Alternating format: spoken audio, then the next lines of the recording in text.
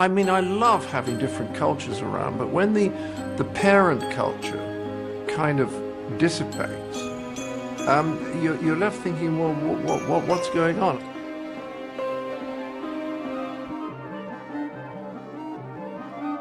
Most people, I would even be willing to say the vast majority of people understand and recognize that government, especially at the federal level, is totally corrupt.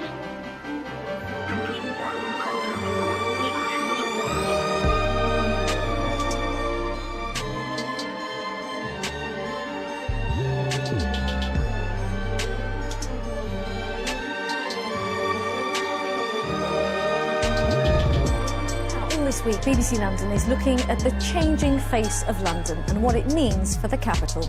Figures compiled for the programme suggest that in the next 20 years, the ethnic diversity of this city will change dramatically. For the first time ever, the number of people who class themselves as white British is now a minority in London.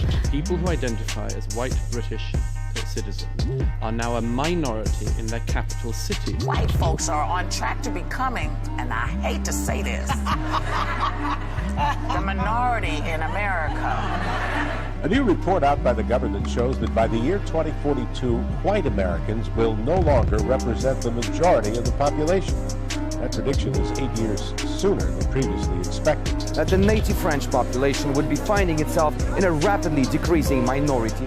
Her kan etnisk norske være i mindretall om 20 år i 2030. Children from white families in Birmingham are set to become a minority group for the first time when this year's census is collected in March.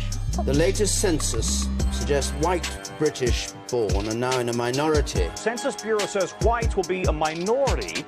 Californians know a thing or two about demographic change. 70% of all state school pupils in Los Angeles are Hispanic. For the first time in American history, non-whites will make up half or more of the next generation, according to a new study by the Pew Research Center. The latest census suggests that white Brits are now in a minority in London. And the fact that we are going to become a minority in our own country before 2050, well before 2050 for the younger people. When the parent culture kind of dissipates, you're left thinking, well, what's going on? And we British are being turned into strangers in our own land, and we were never asked whether we even wanted it. About immigration within the United Kingdom, what are your feelings upon that? Well, I think it's always been a very open policy, which I think is very admirable of you. But I think at some point there had to be limits to that. But you know, Americans shouldn't be advising you on what those limits are. But at some point, I think you do have to limit that immigration because it's a small island, and ultimately, because I think you're losing your own culture. Madam, immigration, a good or bad thing? I don't know what to say about that. I don't think it's a good thing.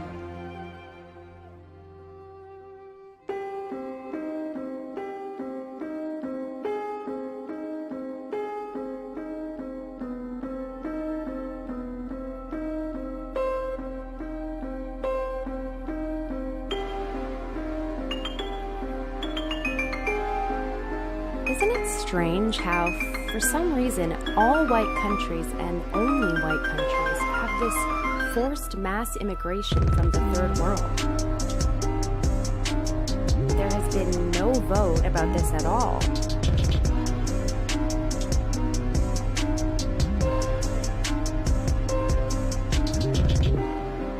I often hear it said that people should have the right to live wherever they want. But if they think people should live wherever they want, then why do we have forced integration? When the government forces integration of non-whites into white neighborhoods, we see the phenomenon of white flight.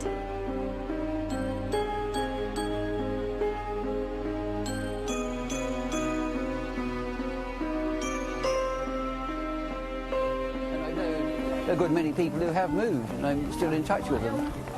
And they're white? Oh yes, they're all, white British, yes. I want to live cheek by jowl with them and slowly but surely find that I'm the only person left in an area where everybody else has moved away from, and that's what's going on. All the traditional communities are outnumbered completely by newcomers, and the newcomers keep on and on rolling in. It has a very alienating effect. When white people live together in their own communities, those communities are then deemed too white. Millions of dollars are spent to make sure that these areas become more diverse. If everyone had freedom of association, then how could an area be too white? This seems like a huge contradiction. To say, yes, people have the right to live wherever they want, but why do we have forced integration? Uncle Sam wants to help you diversify your neighborhood, whether you like it or not. Tonight, correspondent Doug McElway tells us about a new interactive effort that some people say is a huge overreach. It's called Affirmatively Furthering Fair Housing. It will require the feds to gather data on segregation in every single American neighborhood and remedy it. In every single American neighborhood and remedy it. Whether you like it or not. When white people move to new neighborhoods, we see the process start again. The government forces integration. In every single American neighborhood and remedy it. And whites flee.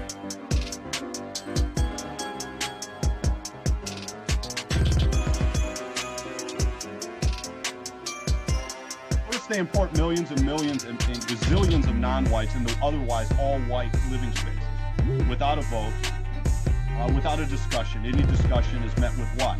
It's met with psychological, you're racist, you're Nazis. You know, only whites can be racist. All whites are racist forever. So on and so forth. And then, of course, they force integrate, they force assimilate. And while they're doing that, they basically, everything's multiracial, multicultural, multiracial, interracial relationships. They do this in white countries and only white countries, and they tell us about our inevitable brown futures. It's important to remember that our country is stronger because of our diversity. Strive to bring the benefits of diversity to our students, to our school, to higher education, to the state of Texas, and to the nation as a whole. Now, diversity. So it's really important that if we get a more diverse profile of councillors at community and... So it's really important. There can be no ethnically pure state in Europe. We have a whole program of diversity which was aimed entirely at chasing down white people. So we have white flight, assimilation, that diversity means that all whites must be chased down. All whites must be chased down, which is what the word diversity means. Well, diversity means that whites can't escape. Yeah. And as you say in the article, white flight is declared as racism. Yeah. It is considered, it is what diversity is meant to reverse.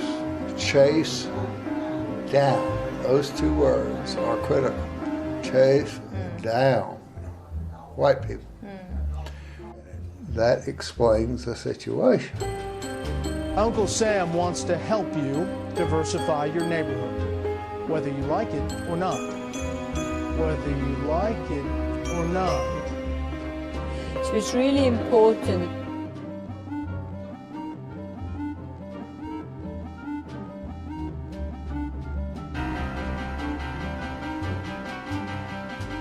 All whites must be chased down, which is what the word diversity means.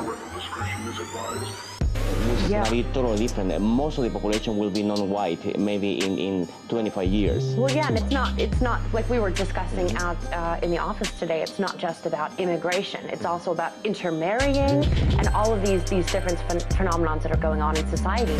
In every single American neighborhood and remedy it. Wesley Clark is the head of NATO, standing in Europe, said, there's no room for ethically pure states in Europe. He's not talking to Arabs, he's not talking to Turks, he's not talking to Chinese or Africans or Mexicans, he's talking to basically white children in Europe. So they have to be forced by the government to bring in the third world into all white living spaces. Chase down white people. Diversity means chasing down every last white person.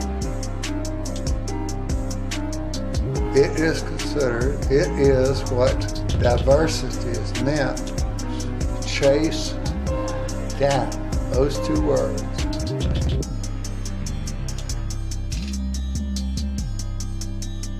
And on top of this actual phenomenon that we can all witness, we have the propaganda.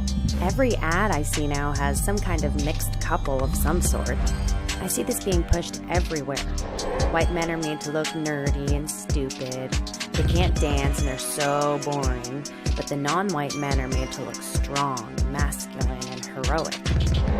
It is no longer a good thing to have white children. They are considered boring and undiverse.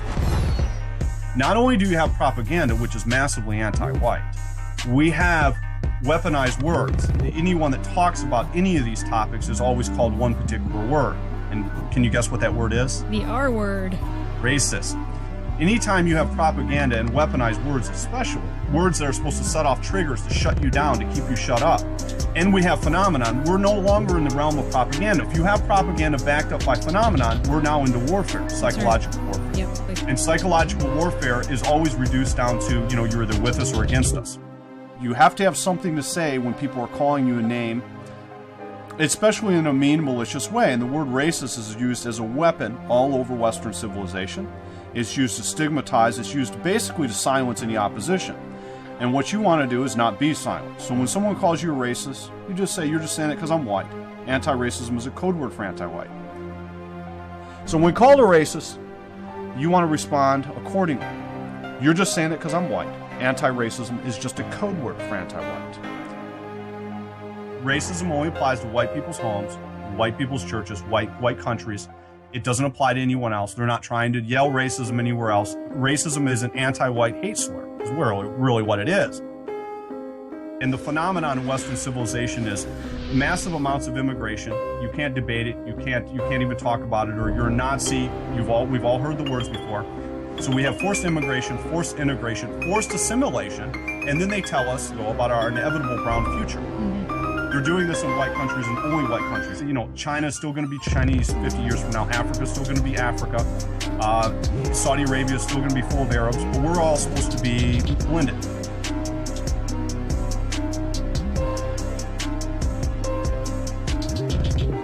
Quel est l'objectif? Ça va faire parler. L'objectif, c'est relever le défi du métissage. Défi du métissage que nous adresse le XXIe siècle. Ce n'est pas un choix, c'est une obligation, c'est un impératif. On ne peut pas faire autrement, au risque de nous trouver confrontés à des problèmes considérables. Nous devons changer, alors nous allons changer. They would like us to believe that this is all accidental. Oh, yeah. This isn't happening in a vacuum, by the way. Nicolas Sarkozy, now he was the head of France. He's the big deal in France. This guy's top of the league in France. Talking about forcing miscegenation. It's targeted towards children. So this isn't happening in a vacuum. And you can listen to exactly what he's saying. L'objectif, c'est relever le défi du métissage. Défi du métissage que nous adresse le XXIe siècle. He's saying that the current rates of intermixing, miscegenation, there's a translation, are too low. They're going to have to do something to force it. Ce n'est pas un choix. C'est une obligation. C'est un impératif. On ne peut pas faire autrement.